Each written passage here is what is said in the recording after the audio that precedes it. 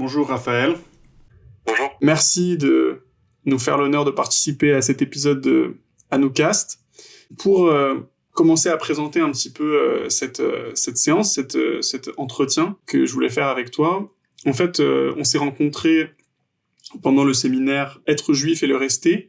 C'était une rencontre où moi j'ai découvert ton travail puisque ta présentation, c'était le sionisme et la Torah. C'était le nom de ta présentation et c'était une présentation, je pense, qui a dû durer un quart d'heure, 20 minutes, quelque chose comme ça. Ouais. Et dans lequel tu as développé en fait une sorte, ce qu'on pourrait appeler une théorie de l'antisionisme juif religieux.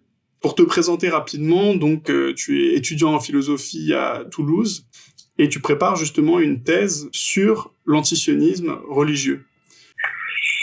En vérité, j'avais fait un travail de master qui n'était pas du tout sur le même sujet, puisque je m'étais intéressé à la négrophobie et je l'avais fait par le biais d'une tradition de pensée récente qui s'appelle l'afropessimisme. Ouais. Donc j'avais fait principalement un mémoire de traduction des textes de penseurs afro-pessimistes. T'as travaillé avec Norman Ajari, je pense, sur ta licence, si je me trompe pas, c'est ça? Ouais, il a été assesseur pour mon mémoire de master.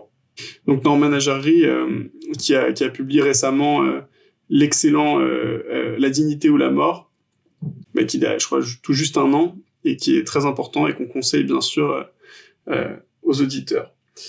Alors pour rentrer dans le vif du sujet, moi j'ai voulu organiser la séance avec en fait le texte que tu as écrit, qui était ta présentation, donc le sionisme et la Torah, et simplement parce que je pense que ça le méritait de revenir sur plusieurs points de ta présentation et essayer un petit peu de les détailler. Donc moi j'ai pris un peu des notes dessus, enfin c'était vraiment très riche. Et en fait, pour tout te dire, il y a quelque chose qui n'est pas explicitement dit dans ta présentation, mais qui est en fait très novateur, et tu l'as un petit peu introduit avec, quand tu dis le passage de la gauche laïque aux traditions religieuses, c'est que tu décides d'aller dans les textes religieux pour voir ce qu'il en est, pour voir quels sont les liens entre le sionisme et ce que dit réellement la Torah. Et d'ailleurs, ton intervention commence avec la redéfinition du mot Torah, qui n'est pas seulement le livre, les fameux rouleaux de la Torah, mais qui est en fait le nom originel de la religion du judaïsme, qu'on a appelé beaucoup plus tard le judaïsme. Est-ce que tu peux revenir un petit peu là-dessus? Oui, alors c'est une histoire que je connais pas vraiment, mais d'après ce que j'ai lu, le terme de judaïsme serait en réalité une invention chrétienne tardive, alors que le mot Torah, disons, désigne la religion organisée en tant que telle, quasiment dès l'origine. Moi, c'est le terme qui s'est démonté historiquement. C'est vrai que ce qu'on appelle la Torah, c'est ce qu'on appelle l'objet le plus sacré du judaïsme, et c'est assez intéressant de voir qu'en effet c'est un objet. On a le culte en fait d'un objet en ce qu'il signifie de divin. Donc c'est pas étonnant en fait que ça ait été le nom de cette religion, mais c'est en effet quelque chose qui est très peu su. Et c'est clair qu'il y a par exemple chez un certain nombre de rabbins un rapport très charnel au livre en tant qu'objet matériel, par exemple, qui est vraiment quelque chose d'assez étonnant, quoi. Et il y a toujours cette blague sur le fait d'aimer la Torah plus que Dieu, ou des choses comme ça, qui est une blague juive assez récurrente. Mais oui, et c'est super intéressant d'ailleurs de voir que justement dans les offices à la synagogue, on a l'habitude d'embrasser la Torah, alors généralement d'embrasser sa main et ensuite de toucher le rouleau couvert bien sûr. En fait, dans ton intervention sur le sionisme et la Torah, tu fais à la fois, je dirais, une typologie, une description de ce qu'est l'antisionisme juif religieux, et tu vas aussi, pour moi, tu ne décris pas de l'extérieur, c'est-à-dire que tu ne décris pas, par exemple, les mouvements, je veux dire, tu les décris, mais tu vas dans leur philosophie et tu prends leur philosophie non pas de l'extérieur, mais pour moi de l'intérieur, et c'est ce qui est très très intéressant. Par exemple, ce que tu dis dans un moment de ton intervention où tu parles justement du fait que le sionisme a volontairement et de manière volontariste signé la fin de l'exil. Et signer la fin de l'exil, c'est pas justement comme on l'entend signer la fin d'une peine, mais signer la fin d'une composante religieuse du judaïsme qui était en fait essentielle, l'exil. Oui, c'est ça. C'est-à-dire que l'exil, c'est pas simplement, disons, l'exil géophysique, mais c'est aussi un exil spirituel. Et l'exil en tant que tel, finalement, c'est un décret, d'après ces rabbins en tout cas, c'est un décret divin qui a été imposé aux Juifs lors de lors de la destruction du second temple pour leurs péchés. C'est ainsi par exemple que ces événements sont vus par les dirigeants de la communauté de Satmar. Oui, bien sûr, la communauté de Satmar, donc du coup qui a récemment eu une promotion sur Netflix, on peut le dire, à travers la série sur laquelle on va pas se pencher plus que ça, mais qui s'appelle Unorthodox. Et donc, voilà, on a de quoi être surpris, parce que d'habitude, c'est le rôle des musulmans d'être des méchants misogynes oppressifs. Mais là, en l'occurrence, cette communauté Satmar, alors on va pas dire comme par hasard antisioniste, mais c'est elle qui a été la cible de cette série. Et donc, du coup, en fait, je trouve ça passionnant que tu sois allé justement dans la philosophie et la tradition des Satmar chercher des sources. Et notamment, tu nous parles du Rebbe de Satmar et donc du Sefer Vayoel Moshe, et dans lesquels, en fait, lui est allé questionner le Talmud sur cette question de la fin forcée de l'exil. Oui, c'est ça. Mais oui, donc, déjà sur la série, c'est intéressant puisque du coup la communauté de Satmar, qui était à mon avis assez peu connue, disons, les gens qui s'intéressent pas au judaïsme, même une partie de ceux qui s'intéressent au judaïsme, bon, étaient souvent décrits, disons, dans un discours libéral, séculier, classique, comme étant un mouvement, disons, réactionnaire, enfin un mouvement mystique qui se serait tourné progressivement vers la réaction. Et maintenant, disons, ils sont désignés par ce terme infamant de secte. Et on relève ce paradoxe comme quoi, finalement, l'un des mouvements les plus sectaires de la Terre, apparemment, serait logé dans les capitales ultramodernes de la modernité occidentale. C'est-à-dire à Montréal, à Toronto, à New York, à Anvers même, par exemple, à Londres, etc., etc. Donc il y a dans ce discours séculier une espèce d'étonnement, quoi. Et c'est quelque chose, je pense, cette représentation de la vie ultramoderne qui a pris une secte qui a été transportée, y compris par l'auteur du livre dont la série s'inspire. Qui explique bien ça et qui, elle, a une manière très très étrange de transporter une vision idéalisée de Berlin. Berlin qui serait le lieu de recueil des parias exclus des communautés sectaires, quelque chose comme ça, une ville délabrée, au contraire des villes bétonnées qui abriteraient les sectes. C'est quelque chose auquel je m'attendais pas du tout en vérité. Oui.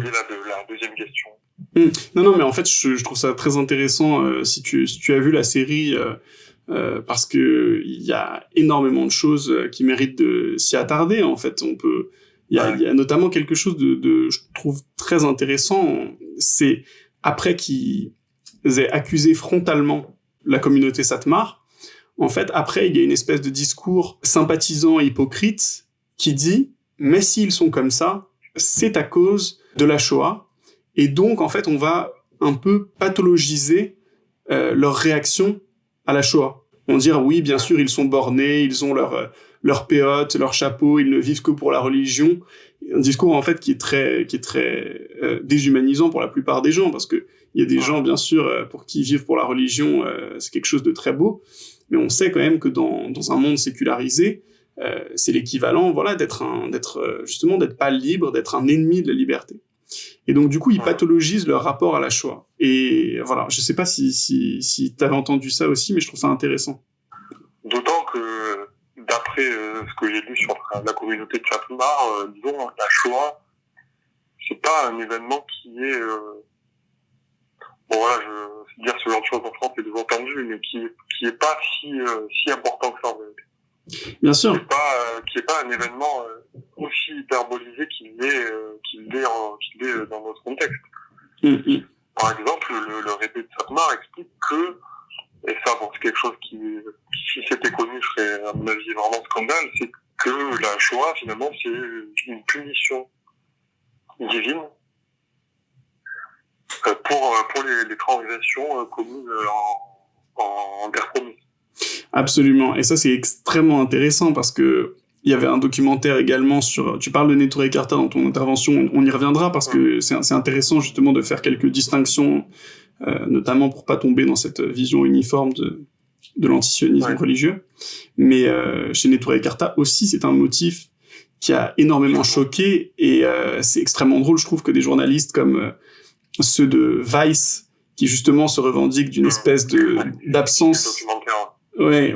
Il est très intéressant ce documentaire parce que en fait ils sont tout à fait fragilisés devant un discours comme celui-là alors qu'ils sont censés être les Vice Magazine est censé être le tenant du trash chic et en fait ils sont mais complètement en pleurs devant quelqu'un qui leur dit que justement qui leur dit l'indicible quoi, la Shoah est une punition. Et ouais, je pense qu'il faut aller au-delà de ce discours qui serait un discours en fait qu'on interprète comme une criminalisation des victimes. Voilà. En fait, ça, je pense que c'est un discours qui dépasse le statut de victime. J'ai l'impression que, en fait, c'est plus que de cibler les juifs qui ont subi la Shoah. C'est pas du tout le propos. C'est à mon avis, responsabiliser les juifs. Je sais pas ce que t'en penses. Absolument. Il y a cet aspect de responsabilisation puisque par exemple, Yoel Tettelbaum, donc le Rébé, lui, il craint qu'il y ait d'autres holocaustes en vérité. Il dit si l'installation en Palestine continue, il y a crainte d'autres holocaustes. Et d'une certaine manière, il dit nous avons cette pression, il faudrait cesser l'installation. Parce que il craint le châtiment divin venant, disons, par des émissaires non juifs. Il y a un principe dans lequel tu donnes beaucoup d'exemples, c'est un peu la folklorisation sioniste de la religion à travers plusieurs principes. Il y a l'étoile de David sur le drapeau, il y a tout ça. Tout ça, en fait, pour justement l'Europe moderne et l'Occident, ça semble couler de source. Mais en fait, pour énormément de rabbins et de sages, c'est une perversion de ces symboles. Oui, c'est y compris une perversion de ces symboles pour des rabbins sionistes. Par exemple, celui qui donne le plus d'exemples de ça, en vérité, c'est Yeshayahu Leibovitch, qui est donc un ardent défenseur du sionisme religieux, mais qui est très critique vis-à-vis de l'État d'Israël, et disons vis-à-vis de cet usage fallacieux du symbole judaïque. Et jusqu'à cet exemple de la Hakeda, qui est donc la ligature d'Isaac, et qui devient dans le cadre de l'État d'Israël, le nom qu'on donne pour le deuil qui sert à désigner l'épreuve à laquelle font face les parents endeuillés par la mort d'un enfant soldat. Ce genre de symbole. Donc oui, c'est vrai qu'il y a un rapport au judaïsme et aux sources judaïques très très étranges. Absolument. Et de la même manière, les Bogitch interrogent la manière dont par exemple le Shabbat devient comment il est un jour férié dans la semaine, etc. Comment il y a une forme de nationalisation, disons, du Shabbat, et de quelle manière on offre des dérogations, etc. Toutes sortes d'arrangements qui n'ont rien à voir avec la religion autour du Shabbat pour que ça devienne une fête d'État organisée en quelque sorte. Une célébration d'État organisée, etc. on a une série de concepts qui viennent en fait être plaqués, être collés sur une entreprise. Et si cette entreprise, justement, le sionisme, porte si mal ces concepts, c'est peut-être parce qu'il est à l'inverse, de ses principes mêmes. Par exemple, tu donnes un exemple très intéressant, qui est la révolte des Maccabées. La révolte des Maccabées qui, bibliquement, a donné lieu à la fête de Hanouka. Et la fête de Hanouka qui a aussi été réutilisée et vidée de son sens par le sionisme. C'est-à-dire que la fête juive célèbre la persistance de la Torah, le maintien de la Torah, et le sionisme a transformé ça en la célébration d'une victoire militaire. Ouais, absolument. Ouais, c'est sûr. C'est du coup dans la logique, disons, autodéfensive, guerrière, etc., vraiment entre dans cette logique où Hanouka devient une fête militaire quasiment. Ce qui est vraiment très très étrange. Mais sur ce point-là, je souscris à ce que dit Léo Strauss. Lui, il est dans son texte, dans sa conférence Pourquoi nous restons juifs, il explique que se sont développées 3 formes successives du sionisme. Donc, d'après lui, il y a d'abord eu le sionisme politique, mais il explique qu'il manquait quelque chose comme le cœur ou l'esprit à ce sionisme. Du coup, il a substitué le sionisme culturel, qui a été beaucoup défendu, notamment en Allemagne. Sauf qu'il explique que on peut pas fonder un État, disons, sur la muséification de vases, quelque chose comme ça, genre de ce type-là. Et que de fait, la culture juive, disons, elle est fondée sur une révélation. Du coup, le 3e moment du sionisme, c'était le sionisme religieux, qui est, d'une certaine manière, je pense, son expression la plus puissante, celle qui est la plus difficile à contester, etc., etc. Et celle que, du coup, sur laquelle je vais me pencher, disons, dans ma recherche. Du coup, c'est très intéressant parce que l'argument religieux est au centre du sionisme. Et malgré tout, on peut dire que, quand même, c'est un État séculier, c'est un État moderniste. Ah oui, complètement. Complètement. La chose, c'est que ils font des retraductions de symboles judaïques, donc religieux, en des symboles laïques. Comme ils ont fait finalement avec la langue l'hébreu. C'est l'une des critiques qui apparaît le plus dans la pensée antisioniste religieuse. C'est-à-dire cette forme de nationalisation d'une langue sacrée, etc. Et du coup, tout l'État d'Israël a été fondé sur ce processus vraiment de grande ampleur de sécularisation. Et le sécularisme, la sécularisation, je pense qu'il faudrait y consacrer une émission entière tellement il y a de choses à en dire. En tout cas, j'aurais bien aimé conclure l'émission sur la figure de quelqu'un qui est peu cité, enfin que j'ai découvert grâce à toi, c'est Emmanuel Lévin. Donc Emmanuel Lévin, rabbin et kabbaliste français, qui est en fait on pourrait dire un déçu d'Israël. Est-ce que tu peux nous parler de lui un petit peu? Et du coup, oui, c'est un rabbin francilien qui est mort, il est mort à la fin des années 80. Et quand il avait été ordonné rabbin, il avait reçu son ordination de rabbin à Paris. Et en fait, d'une manière très rapide, ses positions antisionistes ont fait qu'il a été complètement écarté. Il était en vérité de la communauté. Ils ont vécu assez isolés avec sa femme et puis ses enfants. Et disons, oui, il s'est rendu en Israël, à bord de l'Exodus, d'après ce qu'il dit. Je sais pas si c'est une métaphore ou si c'est réel, parce que finalement, c'est vraiment peu de choses de lui. Et du coup, il a été très déçu, il a fait le chemin inverse, et il a beaucoup produit de textes antisionistes politiques qu'il a fait publier lui-même, en vérité. Parce qu'en vérité, il y a un certain nombre de lettres, par exemple, qu'il a écrites pour des magazines, etc., qui n'ont jamais été publiées.